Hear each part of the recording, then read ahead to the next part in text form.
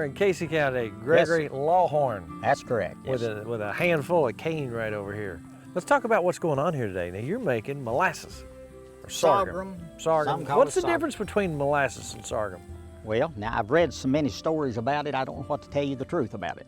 Molasses, that I've been told, is a darker blackstrap type thing. Right. And sorghum is a sweeter, lighter color. Right. So that's about all I can tell you the difference in it. But around here, everything's sorghum. Yeah. But we call it molasses. All this starts with cane. Cane. When it's growing, it looks a lot like corn. The seeds are very, very small, and you plant it like you do corn. When you see it growing before the head comes on, you'd think it's corn. Yeah. I mean, then after it gets about 120 days old, it's mature. You can go in the field and strip the leaves off, or you can cut it and bring it to the mill or your press and strip it there.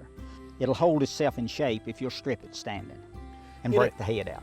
I would imagine, now the history of sorghum, molasses goes way, way, way back. Way back. All right, now there were times, I would say, when they were settling this part of the country, they were on the move a lot, and you could pack one of these machines with you. And this one you say is dated to 1886. You know, I can imagine when they were settling this country, you know, they probably had them a jar, whatever kind of container they had of this. The whole process was going on probably in the late 1700s, I would imagine, even early 1800s. Probably, I'd say when we settled this country. The cane was always here. Now, of course, they've refined it and got it down to a certain. What kind of cane is this right here? This is the name is Dale, D-E-L-L, but there's many, many names. Right. Brands, you know, brand names. And if you chew on it, can you get a sweet taste out of it? You can chew that, but if you're not careful, it'll make your mouth sore. No kidding. Yep. So it's pretty tough. Yeah, but it's sweet. I don't know what it does. It kind of breaks your mouth out a little. So here you are. You got your cane. You get the leaves stripped off. You take it over here, and you got your old broke mule over here. What's his name? Jack. Jack. Yeah, about 12 years old. Yeah. Good old broke mule. So basically, you feed the cane. You push it in the mill. Mm-hmm. Okay. So you have to actually physically. No. It doesn't. Well, you just start it. Gotcha. And then it pulls it through. And the juices flow out. Runs out in a pan, bucket, whatever. And you need to strain it 3 or 4 or 5 times. Gotcha. And then put it in the pan and then cook it till it gets 227 degrees. That's the part that kind of fascinated me. Not 223 and not 234. No. What is it? 27. 27. 227. What happens if it's not hot enough or too hot? It'll be thin. Huh.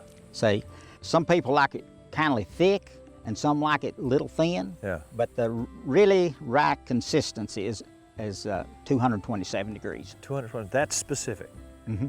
All right. Once you pour that off, take it over there and cook it up. I saw a guy over there just stirring it all up. I guess you're very carefully looking at the temperature there and seeing what goes on. What happens at that point when it gets that magic 227? You pull it off of the fire immediately. Yeah. Say the pan's got 4 handles. Right. You just get 4 people and get it off there quick. Now, will you, on a day like this, will everything go into one batch, or will you cook more than one batch? No, it'll just be one. Gotcha. Because it takes approximately 6 hours to cook it. Oh, wow. So to get 2 in one day, you'd have to start early in the morning. Gotcha. Of course, we started at 4:30 this morning. Oh, wow. Me and my granddaughter. So you got your broke mule, you got you some friends who are willing to help you out. Oh, yeah. I bet you don't have too tough a time getting folks up there. You say in the evenings, a bunch of kids come in. Oh, They like this they whole love process. to do this thing.